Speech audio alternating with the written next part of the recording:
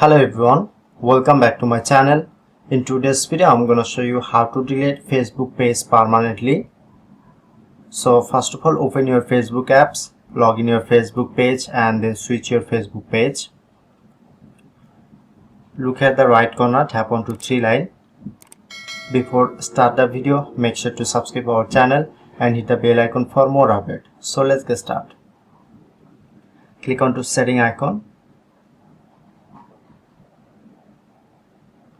Then scroll down, click on access and control,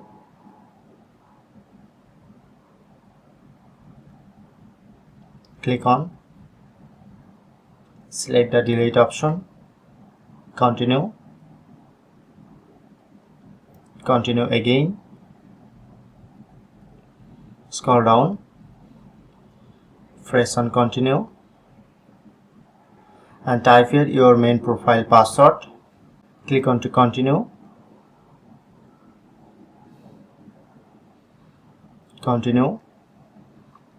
and then finally click on to delete page. Then successfully delete Facebook page permanently.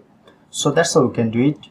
If in this video helpful, please hit the like button and subscribe our tutorial debate channel for more video.